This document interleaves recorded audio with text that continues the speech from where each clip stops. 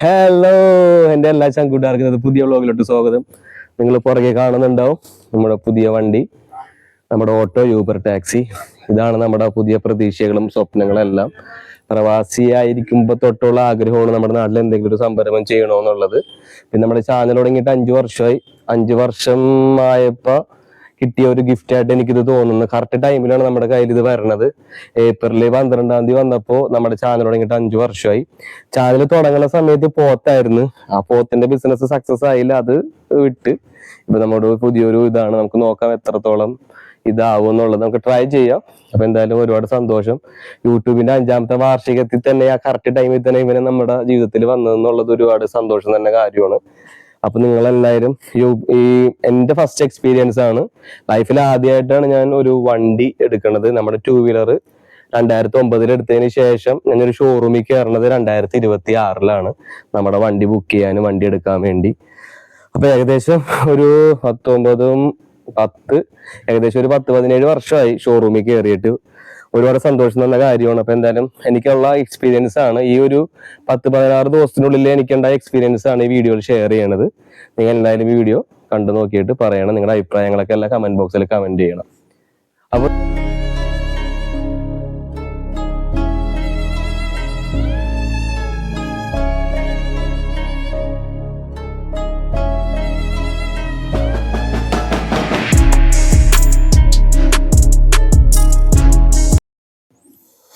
Hello, ഇതാണ് നമ്മുടെ പുതിയ വണ്ടിയുടെ കോലം.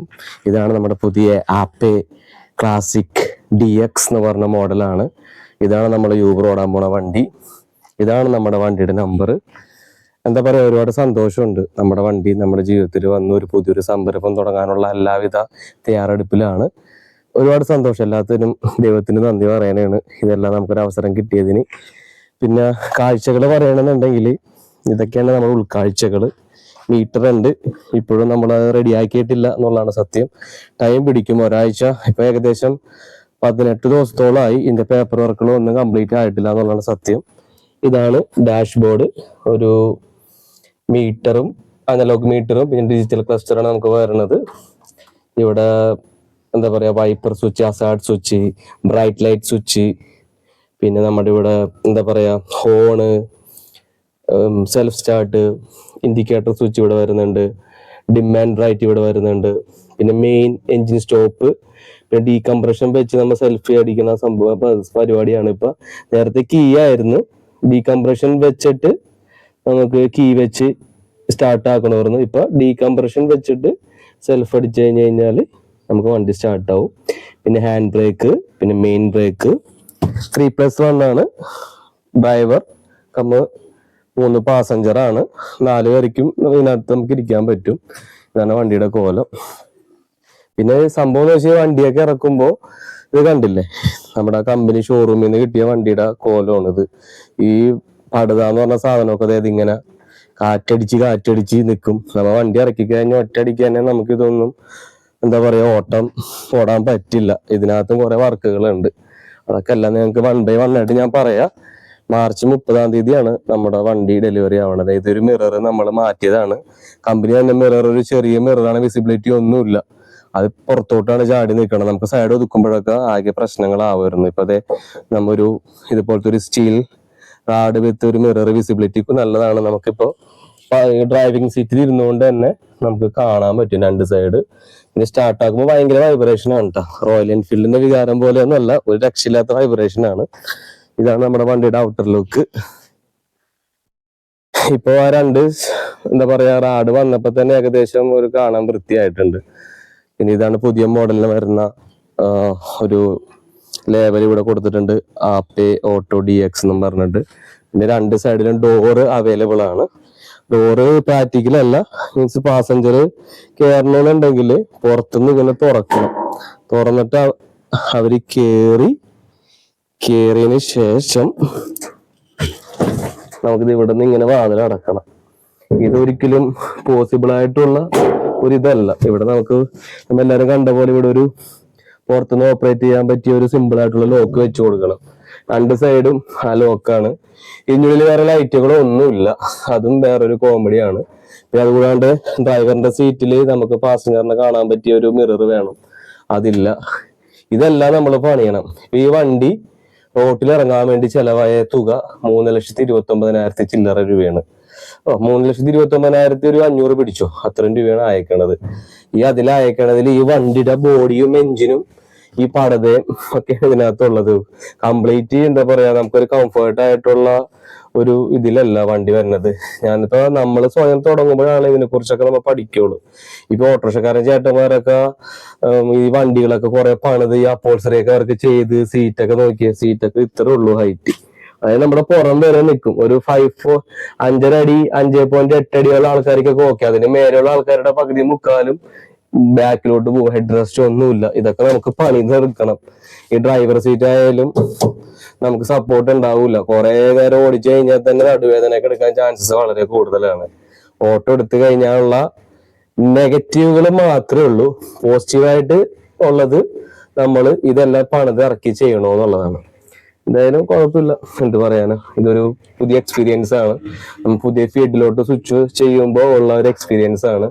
എനിക്ക് ആകെ ഇതിനകത്ത് പറയാനുള്ളത്, നമ്മുടെ ഈ പുതിയ ഷോറൂമുകാരൊക്കെ കാണുകയാണെന്നുണ്ടെങ്കിൽ ഇതൊക്കെ വണ്ടി ഇറങ്ങുമ്പോൾ അറ്റ്ലീസ്റ്റ് ഈ പടുതയൊക്കെ ജസ്റ്റ് നല്ല ടൈറ്റിലൊക്കെ വലിച്ചു കെട്ടി കുറച്ച് കൂളിംഗ് ഫോം ഒക്കെ ഇട്ട് കഴിഞ്ഞ് കഴിഞ്ഞാൽ നമുക്ക് വണ്ടി ഒന്നും ഒറ്റടിക്കനെ ഓടാൻ പറ്റും. ഇതിപ്പോ പടുത വലിച്ചു കെട്ടാൻ വേണ്ടി നമ്മൾ ഇന്ന് രാവിലെ പോയിട്ട് ശരിയായില്ല. കാര്യം എന്ന് വെച്ചാൽ ആ പോൾസറിയുടെ ആള് മെറ്റീരിയൽസ് എടുത്തിട്ടില്ല. ഇനി ശനിയാഴ്ച പോയിട്ട് വേണം കൊടുക്കാൻ. വണ്ടി മാർച്ച് 30 ഡെലിവറി ആയതാണ്.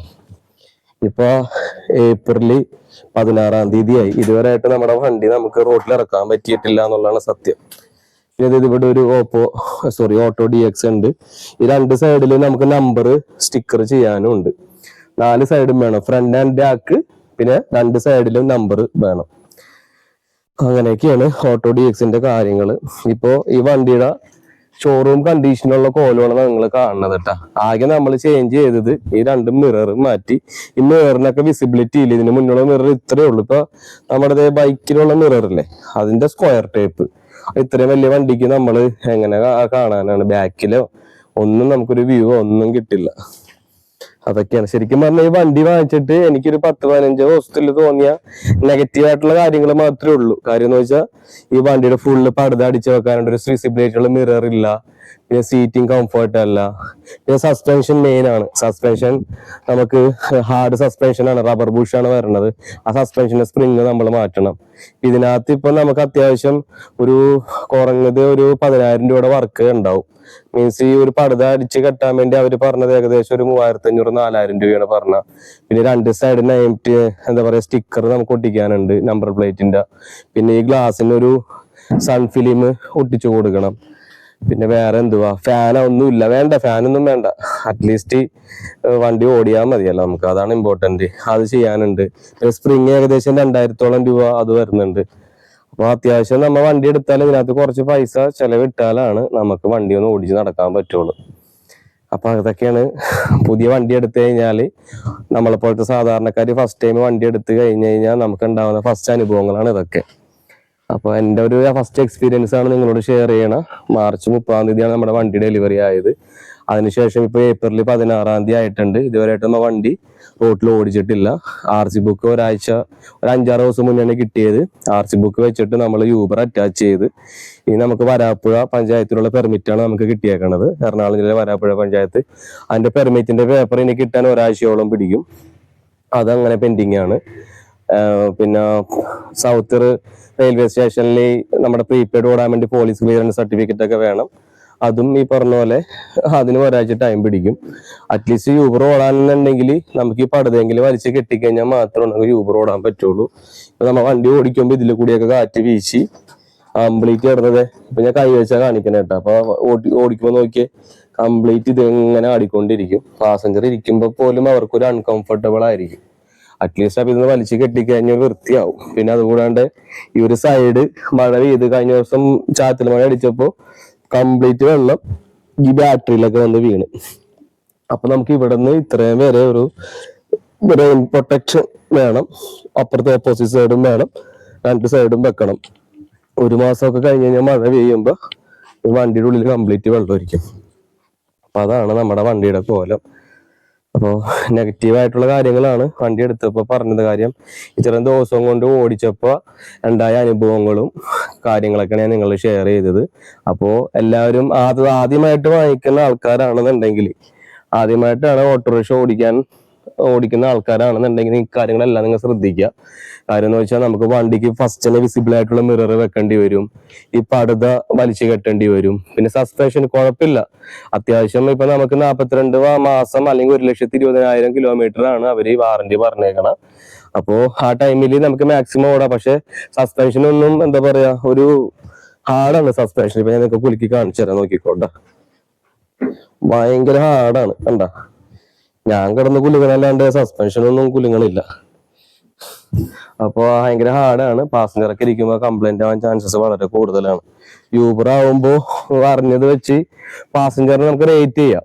മീൻസ് നമ്മുടെ കംഫർട്ട് അതൊക്കെ നമുക്ക് റേറ്റ് ചെയ്യാൻ പറ്റുമല്ലോ. അപ്പൊ അതാണ് ഇതിൽ നിന്ന് കിട്ടിയേക്കണ ഒരു കാര്യങ്ങളും അനുഭവങ്ങളും. അപ്പൊ നിങ്ങൾ വണ്ടി എടുക്കാൻ പോകുമ്പോൾ ഈ കാര്യങ്ങളൊക്കെ ശ്രദ്ധിച്ചിരിക്കാന്ന് ഓർമ്മപ്പെടുത്തുന്നുണ്ട് കേട്ടോ. പിന്നെ ഉള്ളത് അതുല്, ഗ്രീവ്സ്, പിന്നെ ബജാജിന്റെ വണ്ടിയൊക്കെ കുറച്ചും കൂടി നല്ല അപ്പോൾസറിയും കാര്യങ്ങളൊക്കെ ഉണ്ടെന്ന് തോന്നുന്നു. എനിക്കറിയില്ല. ഞാൻ ആപ്പ് എടുക്കാൻ കേസ് എന്ന് വെച്ചാൽ 100-ല് ഒരു 75% വണ്ടി ആപ്പേ നമ്മുടെ റോട്ടിൽ ഓടുന്നുണ്ട്. അത് കഴിഞ്ഞിട്ടാണ് ബജാജ്, പിന്നെ TVSന്റെ ഇപ്പൊ ഓട്ടോകൾ വരുന്നുണ്ട്, പിന്നെ CNG വണ്ടികൾ ഇപ്പൊ ഇറങ്ങുന്നുണ്ട്. ഇപ്പൊ ഇലക്ട്രിക്കൽ വണ്ടി ഒരുപാട് ഇറങ്ങി തുടങ്ങിയിട്ടുണ്ട്. എന്നാലും പഴയത് തുടങ്ങി ആപ്പേ തന്നെയാണ് എല്ലാവരും ഉപയോഗിക്കുന്നത്. അപ്പോൾ ഞാനും ആപ്പേ തന്നെ എടുത്ത്, നമ്മുടെ പ്ലാൻ കാറായിരുന്നു. പക്ഷെ ഞാൻ വിചാരിച്ചു ചെറുതിൽ നിന്ന് നമുക്ക് തുടങ്ങാം. അപ്പൊ ഇതിൽ നിന്നൊക്കെ ഒരുപാട് കാര്യങ്ങൾ പഠിക്കാനുണ്ടാവും. ചെറിയ എഞ്ചിനാണ്, എഞ്ചിന് വരുന്ന മെയിൻ്റെനൻസും ബാക്കി ബോഡിയിൽ വരുന്ന മെയിൻ്റെനൻസും വണ്ടിക്ക് വരുന്ന മെയിൻ്റെനൻസ് ഒക്കെ നമുക്ക് അറിഞ്ഞിരിക്കാൻ പറ്റുമല്ലോ. അപ്പൊ അതുകൊണ്ടാണ് നമ്മൾ ഓട്ടോ ചൂസ് ചെയ്തത്. നോക്കാം, എന്തായാലും ഭാവിയിൽ വരുന്ന ഓട്ടങ്ങളിൽ ഞാൻ നിങ്ങളിൽ എല്ലാവരെയും പരിചയപ്പെടുത്താം എന്തൊക്കെയാണ് കാര്യങ്ങളുള്ളതെന്നൊക്കെ കേട്ടോ. ഇതാണ് നമ്മുടെ വീഡിയോ. അപ്പൊ നിങ്ങൾക്ക് എന്തായിരിക്കും ഈ വീഡിയോ ഇഷ്ടപ്പെട്ടെന്ന് ഞാൻ വിശ്വസിക്കുന്നു. കൂടുതൽ അപ്ഡേറ്റുകൾ അടുത്ത വീഡിയോയിൽ വരുന്നതായിരിക്കും. അപ്പൊ എന്തായാലും അടുത്തത് നമ്മുടെ വണ്ടിയുടെ കാഴ്ച വരുമ്പോൾ എന്തായാലും പടുത ഇങ്ങനെ എല്ലായിരിക്കും നമ്മൾ വലിച്ചു കെട്ടും. അത് കഴിഞ്ഞിട്ടുള്ള വീഡിയോസ് നമുക്ക് ചെയ്ത് കാണിച്ചു തരാട്ടാ. ഇതൊക്കെയാണ് നമ്മുടെ ഓട്ടോ എടുത്തിട്ടുള്ള വിശേഷം. എന്നാലും ഒരുപാട് സന്തോഷമുണ്ട്. പുതിയൊരു സംരംഭം, പുതിയൊരു പ്രതീക്ഷ. നമുക്ക് നോക്കാം ലൈഫ് എങ്ങോട്ടാണ് പോണെന്നുള്ളത്. അപ്പൊ താങ്ക് യു ഗൈസ്. നിങ്ങൾക്ക് എല്ലാവർക്കും കൊച്ചു വീഡിയോ ഇഷ്ടപ്പെട്ടെന്ന് വിശ്വസിക്കുന്നു. അടുത്തൊരു കിഡിലോസ് വീഡിയോ ആയിട്ട് വരുന്നവരേക്ക് മറ്റാരുമല്ല, നിങ്ങൾ സ്വന്തം നിഖിൽ സൈൻ ഓഫ് ചെയ്യുന്നു. Piece and boom.